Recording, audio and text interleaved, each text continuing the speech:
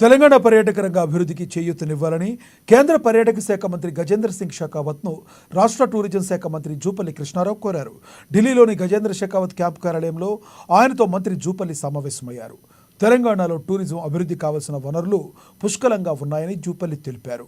పర్యాటక అభివృద్ధికి నిధులిస్తే టూరిజాన్ని కొత్త పుంతలు తొక్కిస్తామని వివరించారు.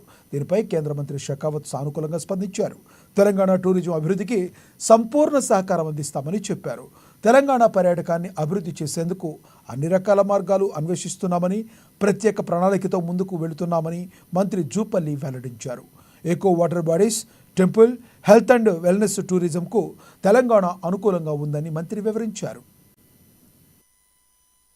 రాష్ట్రంలో, దేశంలో తెలంగాణ రాష్ట్రం ఈ రోజున 9వ స్థానంలో ఉంది. జాతీయ స్థాయిని చూసి పోల్చుకుంటే తెలంగాణ రాష్ట్రం టూరిజం ప్లేస్ లో 9th ప్లేస్ లో ఉంది.